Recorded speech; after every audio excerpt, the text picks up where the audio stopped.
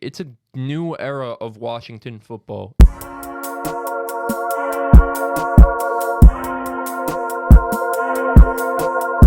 We'll start with Chris's Commanders right now. We'll start with Chris's guy. Not even Chris's Commanders, just his guy. His guy, Sam Howell. And you know what? I got to put some damn respect on the guy's name. He looks good. Sam Howell looks fucking legit. He's currently I'm not going to lie. He's leading the NFC East quarterbacks in passing touchdowns and yards. Yeah, he is. He has 501 passing yards and 3 touchdowns. The other quarterbacks, Jalen Hurts is 363 passing yards and 2 touchdowns. Dak has 398 yards and 2 touchdowns. And Daniel Jones has 425 passing yards and 2 touchdowns. So let's talk Danny's on his about way. Danny's on his second. way, right? Danny's Danny's second. number 2. Danny's number 2. He's on his way. He's coming. He's definitely coming. Yeah, so let's talk about it. The Commanders with a 35-33 victory over the Denver Broncos. It was an emotional experience for me as a Sam Howell truther. I predicted the Broncos to win that game. I thought Mile High, the altitude, all that fun stuff, and it looked that way off the rip. Russell Wilson, I think he started the game like 7 for 9 or something like that, slinging that damn rock. It was like 5 for 7 for 149. Yeah, throwing fucking bombs to Marvin Mims. The defense looked good. I thought their front was not only getting pressure, but they were very active with their hands, a few batted balls at the line of scrimmage. So their front was getting after it. And then Russell Wilson fumbled. Shout out to Jamin Davis for forcing that fumble on the sideline. Stayed in bounds. Commanders missed face mask call, by the way. Indeed. But it happens, to each their own. And then Sam Howell happened. Led a drive with less than a minute left on the clock. Threw a dot down the sideline to Cole Turner. Yes, threw he a did. dot in the end zone to Logan Thomas that only Logan Thomas could catch. Man got killed and concussed, but it was such a good ball that he was still able to bring it down. Bro, back-to-back weeks from Kareem Jackson, too, with these dirty-ass fucking hits. Yes. I hope that dude gets suspended for a game at bare minimum. That shit's rough. But Logan Thomas, fucking phenomenal catch. What a catch. And then that Commander D-line, they're going to wear you down. As you know how it goes, those elite defensive lines, they get better and better as the game goes on. According to PFF, I don't know if this is right or wrong, but I counted it. The Commanders had 37 total pressures in this game. I don't know if that's right. There ain't no I saw fucking a way. stat that Russell Wilson had around 32 dropbacks, and he was under pressure for 21 of them. So something like that. Probably, I counted it as each player, so there were probably times where it was one pressure but 2 guys were there type of thing. So excuse me for that, but Chase Young is back, and I tried to tell people that this guy is a fucking difference maker. He had seven total pressures in this game. He and Montez Sweat both had 7 pressures, both had 1.5 sacks. Jonathan Allen added 6 pressures of his own. De'Aaron Payne, Daron Payne had 5 pressures of his own. I mean, this D-line is elite. Chase Young was getting after it. He was getting after it. Another guy, something that I always like from defensive linemen, linebackers, whatever, that normally doesn't show up in the box score, be active with your hands. If you're not going to get the pressure, put your hands up. And Chase Young had a very clutch bat down at the line of scrimmage. I thought Chase Young looked incredible in this game. Emmanuel Forbes with a clutch interception at the end of the game. Cam Curl all over the fucking field. This crazy tackle that he made. Yes, this defense is elite. This is a top 5 defense. I tried to tell people. I really did. I tried to push the narrative, but it's coming to fruition now. And Sam Howell outplayed Russell Wilson. 27 for 39, 69% completion percentage. Nice. 299 yards. I would have loved to see him break that 300 mark, but it just wasn't supposed to happen today. 2 touchdowns and an 108.8 passer rating. He was incredible. The balls he was throwing were dimes. Yo, the Terry throw. That was amazing. I mean, holy hell. We've known this about Sam Howell. He's an elite arm. He at times could have elite placement. The problem with Sam Howell is kind of the pocket presence. Sometimes he has those happy feet in the pocket. Sometimes he tries to do too much, and that's kind of what it was in the beginning of this game. I thought. I mean, he started the game off hot in terms of like completion percentage and all that, but he was allowing the Broncos D-line to get after him. Brian Robinson saved the pick. Yes. Which, granted, it was a tip pass, but Yeah. Brian Robinson made a fucking great play to knock the ball out. When they were down 21-3, by the way, and would have been phenomenal field position, Brian Robinson changed the whole game. I mean, shout out to Brian Robinson. Oh, my God. 87 rushing yards, 4.8 yards a carry, 2 touchdowns. He clearly looks like the lead back here, but I mean, Eric Bieniemy still has some plans for my guy Gibby. Gibby had a huge catch in this game that I think it was a catch and run for like 35 yards, 36 something like to be that. exact. Yep. Yeah. No, I mean, the Commanders looked awesome. Not awesome, because, there was the beginning of the game. There was a reason they were down 21-3, but, the resilience by your quarterback and only his third NFL start, the resilience by the defense who I think is really their leader back in Chase Young, and that's how good I think Chase Young could be. I mean, it's just an all-around great win for them. Start your season off 2-0. Only 9 teams in the NFL could say that. Like, it's a new era of Washington football. It really is. And I tried to tell people that.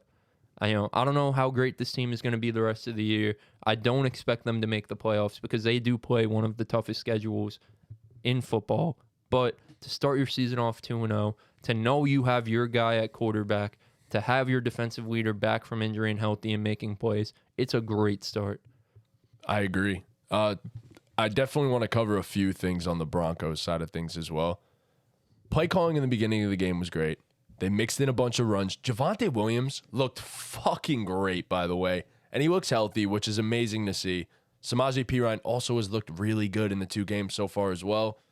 It needs to be said, they gave up on the run game almost entirely from the middle of the second quarter forward, and it made no sense to me because it seemed like every time they would run the ball, 4 yards, 5 yards, easy second down, easy third down, and then you could take your shot.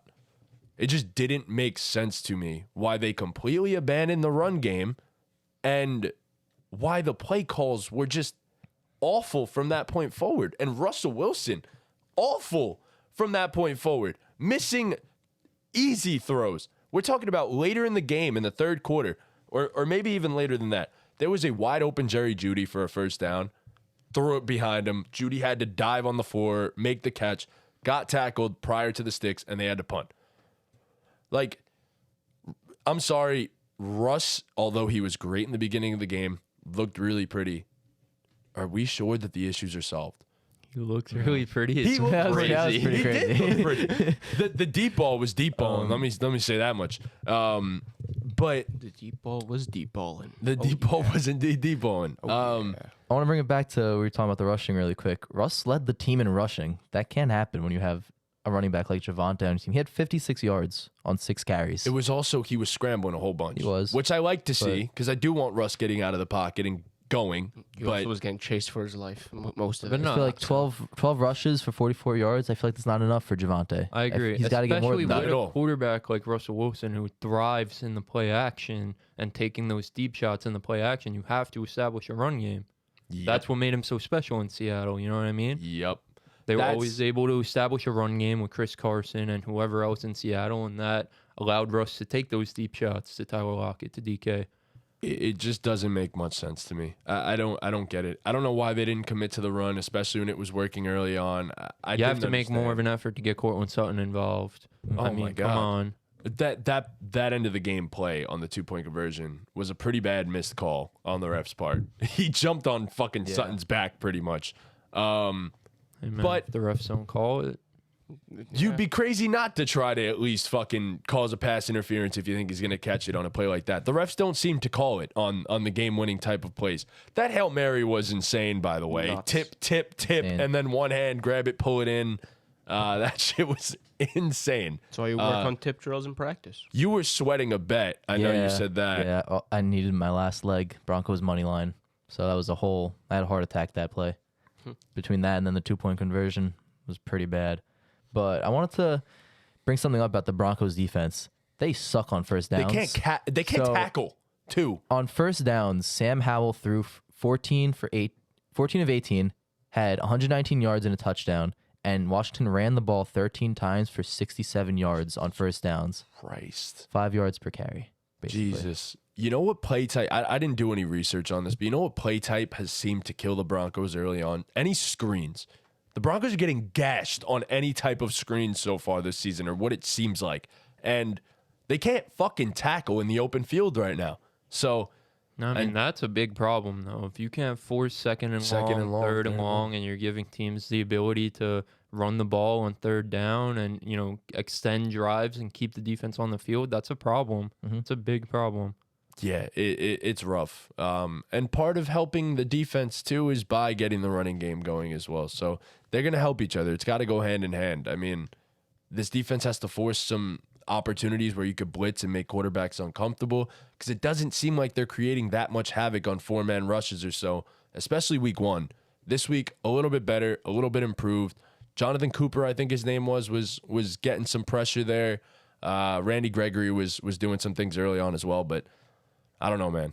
This defense better figure it out and figure it out soon, because Denver was great offensively early on, but after that, it was not pretty. So I don't know, where do you guys think these teams are at right now? Like, do you think the Commanders can find consistent success for the entirety of the season? Obviously not go undefeated, but do we think? I mean, it really depends on the offensive line. I mean, in the beginning of the game, and Sam Howell developing a pocket presence, but that kind of goes hand in hand with the offensive line giving him time. Yep. I mean, that, to me, seems to be the only problem. You know, they're getting overall good play from Sam Howell. The run game seems to be somewhat effective. The defense, I think, like I said, incredible. Tied with the Dallas Cowboys for the most sacks in the NFL through 2 weeks with 10. So it really comes down to, can this offensive line give Sam Howell time to be great? Yeah, it does. And I think they can. I think they could, you know, I don't think they're going to be a great unit. I don't think they're going to be top 10, top 15, whatever it is. But all they got to do is just give Sam Howell enough time to cook. Let Sam cook. Yes. And do we think the Broncos turning around? No, they're fucked. They suck. Agreed. I mean, I had high hopes on them coming into the season, but after watching them crumble, blowing that 21-3 lead, it's hard to back them after that. I mean, Russell looked really bad that second half. The entire team did. Their red zone play calling was awful too, might I add. Just atrocious. And you would think that's one thing that would be fixed from last season, because that was a huge problem for them last season, was clock management and red zone offense. And you would think with a surefire coach as Sean Payton, you would succeed. But Nope. nothing. Doesn't seem as though that's the case.